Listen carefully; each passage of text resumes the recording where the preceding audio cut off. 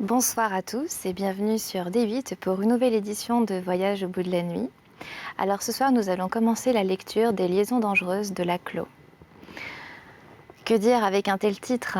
L'auteur nous capte tout de suite comme un teasing digne des plus grands blockbusters. Et à la fois il est aussi novateur de par sa forme épistolaire où l'intrigue se dévoile au fil des correspondances entre les personnages. Derrière ce mot de liaison, qui est suavement désuet, Laclos nous invite au voyage le plus sensuel et nous plonge dans l'érotisme le plus piquant et fait une peinture féroce des conventions de l'époque.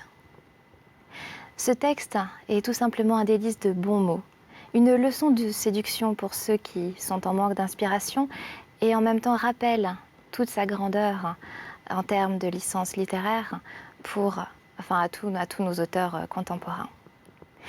N'hésitez pas pendant ma lecture à réagir sur les réseaux sociaux avec le hashtag VBN.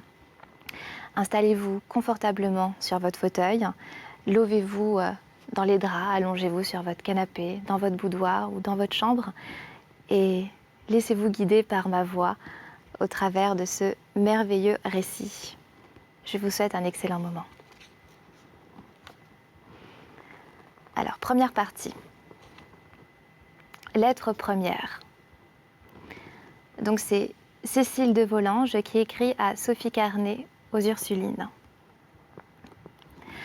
Tu vois, ma bonne amie, que je tiens parole et que les bonnets et les pompons ne prennent pas tout mon temps. Il m'en restera toujours pour toi. J'ai pourtant vu plus de parures dans cette seule journée que dans les quatre que nous avons passées ensemble. Et je crois que la superbe Tanville aura plus de chagrin à ma première visite où je compte bien la demander qu'elle n'a cru nous en faire toutes les fois qu'elle est venue nous voir en infiocchi. Infiocchi voulant dire en grande toilette. C'est en italien. Maman m'a consultée sur tout. Elle me traite beaucoup moins en pensionnaire que par le passé. J'ai une femme de chambre à moi, j'ai une chambre et un cabinet dont je dispose. Et je t'écris à un secrétaire très joli dont on m'a remis la clé et où je peux renfermer tout ce que je veux. Maman m'a dit que je la verrais tous les jours à son lever, qu'il suffisait que je fusse coiffée pour dîner parce que nous serions toujours seuls, et qu'alors elle me dirait chaque jour l'heure où je devrais aller la rejoindre l'après-midi. Le reste du temps est à ma disposition, et j'ai ma harpe, mon dessin et des livres comme au couvent. Si ce n'est que la mère perpétue n'est pas là pour me gronder et qu'il ne tiendrait qu'à moi d'être toujours à rien faire.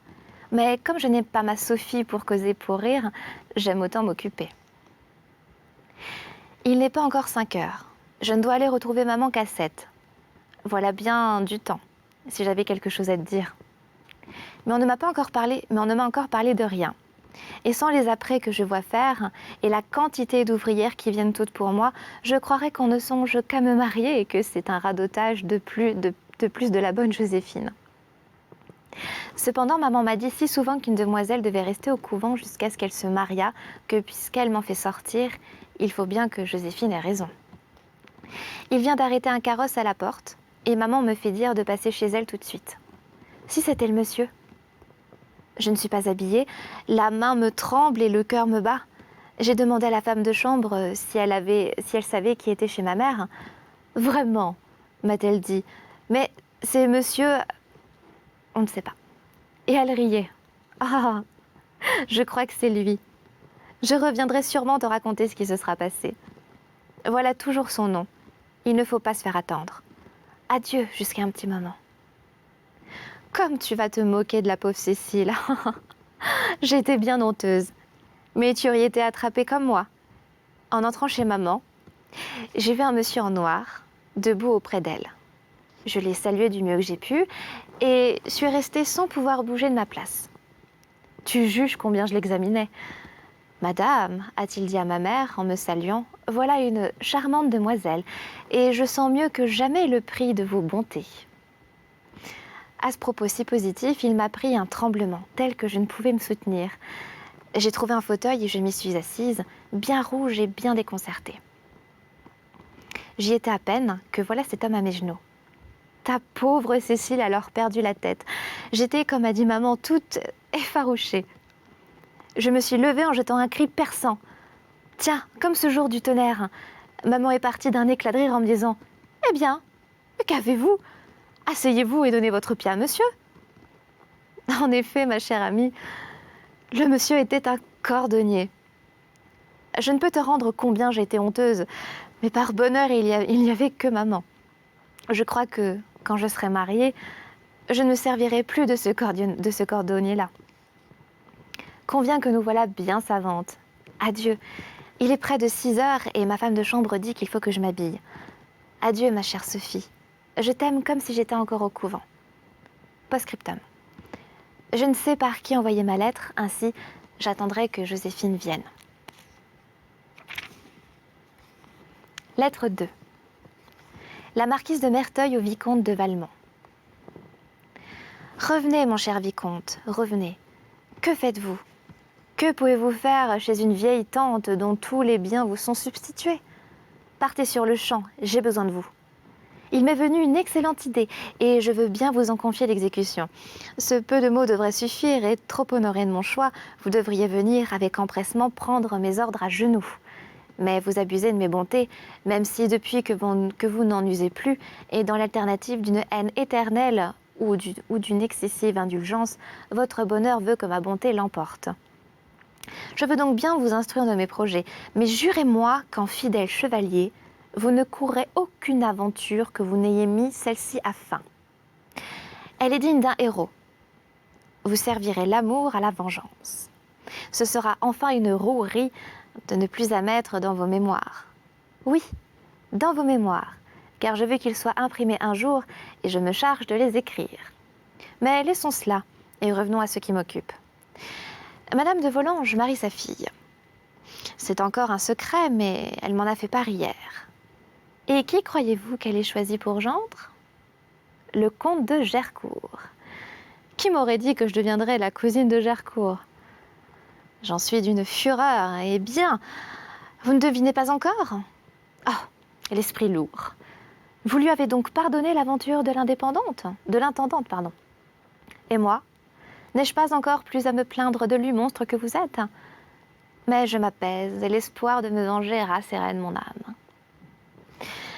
Vous avez été ennuyé 100 fois, ainsi que moi, de l'importance que met Gercourt à la femme qu'il aura, et de la sotte présomption qui lui fait croire qu'il évitera le sort inévitable. Vous connaissez ces ridicules préventions pour les éducations cloîtrées, et ces préjugés, plus ridicules encore en faveur de la retenue des blondes. En effet, je gagerais que, malgré les 60 000 livres de rente de la petite Volanges, il n'aurait jamais fait ce mariage, si elle eût été brune ou si elle n'eût pas été au couvent. Prouvons-lui donc qu'il n'est qu'un sot. Il le sera sans doute un jour, et ce n'est pas là ce qui m'embarrasse, mais le plaisant serait qu'il débutât par là. Comme nous nous amuserons bien le lendemain en l'entendant se vanter, car il se vantera, et puis, si une fois vous formez cette petite fille, il y aura bien du malheur si le Gercourt ne devient pas comme un autre la fable de Paris. Au reste, l'héroïne de ce nouveau roman mérite tous vos soins. Elle est vraiment jolie. Cela n'a que 15 ans, c'est le bouton de rose, gauche à la vérité, comme on ne l'est point et nullement maniéré. Mais vous autres hommes, vous ne craignez pas cela. De plus, un certain regard langoureux qui promet beaucoup en vérité, ajoutez-y que je vous la recommande. Vous n'avez plus qu'à me remercier et m'obéir. Vous recevrez cette lettre demain matin. J'exige que demain, à 7 heures du soir, vous soyez chez moi. Je ne recevrai personne qu'à 8. Pas même le régnant chevalier. Il n'a pas assez de tête pour une aussi grande affaire. Vous voyez que l'amour ne m'aveugle pas. À 8 heures, je vous rendrai votre liberté. Et vous reviendrez à 10 souper avec le bel objet, car la mère et la fille souperont chez moi. Adieu. Il est midi passé. Bientôt, je ne m'occuperai plus que de vous. Lettre 3. Cécile Volanges à Sophie Carnet. Je ne sais encore rien, ma bonne amie. Maman avait hier beaucoup de monde à souper. Malgré l'intérêt que j'avais à examiner, les hommes surtout, je me suis fort ennuyée. Hommes et femmes, tout le monde m'a beaucoup regardée. Et puis, on ne se parlait à l'oreille. Je voyais bien qu'on parlait de moi. Cela me faisait rougir. Je ne pouvais m'en empêcher. Je l'aurais bien voulu car j'ai remarqué que quand on regardait les autres femmes, elles ne rougissaient pas.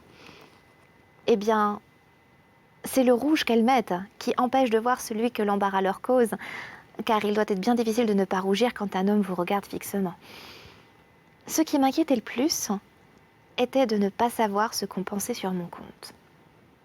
Je crois avoir entendu pourtant 2 ou 3 fois le mot de « jolie », mais j'ai entendu bien distinctement celui de « gauche ». Et il faut que cela soit bien vrai, car la femme qu'il disait est parente et amie de ma mère. Elle paraît même avoir pris tout de suite de l'amitié pour moi. C'est la seule personne qui m'ait un peu parlé dans la société, dans la soirée, pardon. Nous souperons demain chez elle.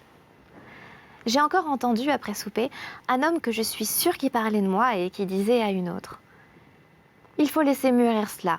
Nous verrons cet hiver. » C'est peut-être celui-là qui doit m'épouser. Mais alors, ne serait-ce donc pas dans 4 mois? Je voudrais bien savoir ce qu'il en est. Voilà Joséphine. Et elle me dit qu'elle est pressée. Je vais pourtant te raconter encore une de mes gaucheries. Oh, je crois que cette dame a raison. Après le souper, on s'est mis à jouer.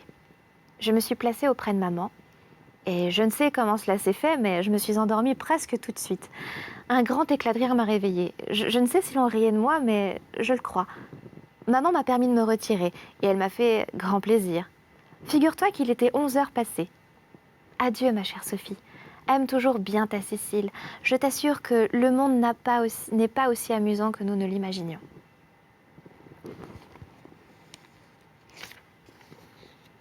Lettre 4. Donc c'est le vicomte de Valmont à la marquise de Merteuil, à Paris. Vos ordres sont charmants. Votre façon de les donner est plus aimable encore. Vous feriez chérir le despotisme. Ce n'est pas la première fois, comme vous savez, que je regrette de ne plus être votre esclave. Et tout monstre que vous dites que je suis, je ne me rappelle jamais sans plaisir le temps où vous m'honoriez de noms plus doux. Souvent même, je désire de les mériter de nouveau. Et de finir par donner avec vous un exemple de constance au monde. Mais de plus grands intérêts nous appellent. Conquérir est notre destin. Il faut le suivre. Peut-être au bout de la carrière nous rencontrerons-nous encore, car, soit dit sans vous fâcher, ma très belle amie, ma très belle marquise, vous me suivez au moins d'un pas égal. Et depuis que, nous séparant pour le bonheur du monde, nous prêchons la foi chacun de notre côté, il me semble que dans cette mission d'amour, vous avez fait plus de prosélytes que moi. Je connais votre zèle, votre ardente ferveur, et si ce Dieu-là nous jugeait sur nos œuvres, vous seriez un jour la patronne de quelque grande ville, tandis que votre ami serait au plus un saint de village. Ce langage vous étonne, n'est-il pas vrai? Mais depuis 8 jours, je n'en entends, je n'en parle pas d'autre, et c'est pour m'y perfectionner que je me vois forcée de vous désobéir. Ne vous fâchez pas, et écoutez-moi. Dépositaire de tous les secrets de mon cœur, je vais vous confier le plus grand projet que j'ai jamais formé. Que me proposez-vous? De séduire une jeune fille qui n'a rien vu, qui ne connaît rien, qui, pour ainsi dire, me serait livrée sans défense, qu'un premier hommage ne manquera pas d'enivrer et que la curiosité mènera peut-être plus vite que l'amour. 20 autres peuvent y réussir comme moi. Il n'en est pas ainsi de l'entreprise qui m'occupe. Son succès m'assure autant de gloire que de plaisir. L'amour qui prépare ma couronne hésite lui-même entre le martyre et le laurier, ou plutôt il les réunira pour honorer mon triomphe. Vous-même, ma belle amie, vous serez saisie d'un saint respect et vous direz avec enthousiasme « Voilà l'homme selon mon cœur ». Vous connaissez la présidente Tourvel, sa dévotion, son amour conjugal, ses principes austères. Voilà ce que j'attaque. Voilà l'ennemi digne de moi. Voilà le but où je prétends atteindre. Et si de l'obtenir je n'emporte le prix, j'aurai du moins l'honneur de l'avoir entrepris. On peut citer de mauvais vers, mais quand ils sont d'un grand poète. Vous saurez donc que le président est en Bourgogne, à la suite d'un grand procès. J'espère lui en faire perdre un plus important. Son inconsolable moitié doit passer ici tout le temps de cet affligeant veuvage. Une messe chaque jour, quelques visites aux pauvres du canton, des prières du matin et du soir, des promenades solitaires, des pieux entretiens avec ma vieille tante, Et quelquefois, un triste whisk devait être ses seules distractions. Je lui en prépare de plus efficaces. Mon bon ange m'a conduit ici, pour son bonheur et pour le mien. Insensé! Je regrettais 24 heures que je sacrifiais à des égards d'usage. Combien on me punirait en me forçant à retourner à Paris. Heureusement, il faut être 4 pour jouer au whisk. Et comme il n'y a ici que le curé du lieu, mon éternelle tante m'a beaucoup pressée de lui sacrifier quelques jours. Vous devinez que j'ai consenti. Vous n'imaginez pas combien elle me cajole depuis ce moment, combien surtout elle est édifiée de me voir régulièrement à ses prières et à sa messe. Elle ne se doute pas de la divinité que j'y adore. Me voilà donc, depuis 4 jours, livrée à une passion forte. Vous savez, si je désire vivement, si je dévore les obstacles, mais ce que vous ignorez, c'est combien la solitude ajoute à l'ardeur du désir. Je n'ai plus qu'une idée. J'y pense le jour, j'y rêve la nuit. J'ai besoin d'avoir cette femme pour me sauver du ridicule d'en être amoureux. Car où ne mène pas un désir contrarié? Ô délicieuse jouissance! Je t'implore pour mon bonheur et surtout pour mon repos. Que nous sommes heureux que les femmes se défendent si mal. Nous ne serions auprès d'elles que de timides esclaves. J'ai dans ce moment un sentiment de reconnaissance pour les femmes faciles qui m'amènent naturellement à vos pieds. Je m'y prosterne pour obtenir mon pardon et j'y finis cette trop longue lettre. Adieu, ma très belle amie. Sans rancune. Lettre 5. La marquise de Merteuil au vicomte de Valmont. C'est la réponse. Savez-vous, vicomte, que votre lettre est d'une insolence rare et qu'il ne tiendrait qu'à moi de m'en fâcher? Mais elle m'a prouvé clairement que vous aviez perdu la tête, et cela seul vous a sauvé de mon indignation. Amie généreuse et sensible, j'oublie mon injure pour ne m'occuper que de votre danger, et quelque ennuyeux qu'il soit de raisonner, je cède au besoin que vous en avez dans ce moment. Vous, avoir la présidente Tourvel? Mais quel ridicule caprice! Je reconnais bien là votre mauvaise tête, qui ne sait désirer que ce qu'elle croit ne pas pouvoir obtenir. Qu'est-ce donc que cette femme? Des traits réguliers, si vous voulez, mais nulle expression, passablement faite, mais sans grâce. Toujours mise à faire rire, avec ses paquets de fichus sur la gorge et son corps qui remonte au menton.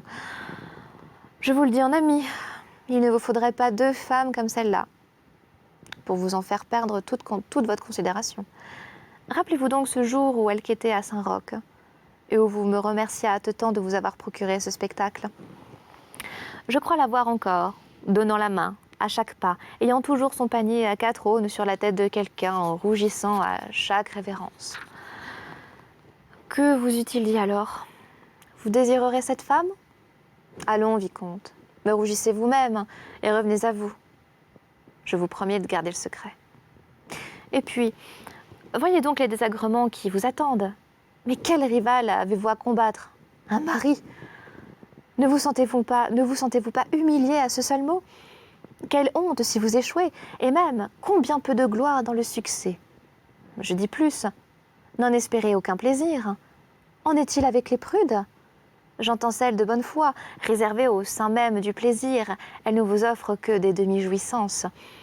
Cet entier abandon de soi-même, ce délire de la volupté où le plaisir s'épure par son excès, ces biens de l'amour ne sont pas connus d'elle, je vous le prédis.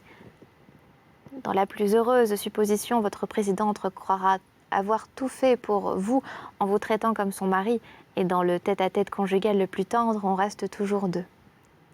Ici, c'est bien pire encore, votre prude est dévote, et de cette dévotion de bonne femme qui condamne à une éternelle enfance.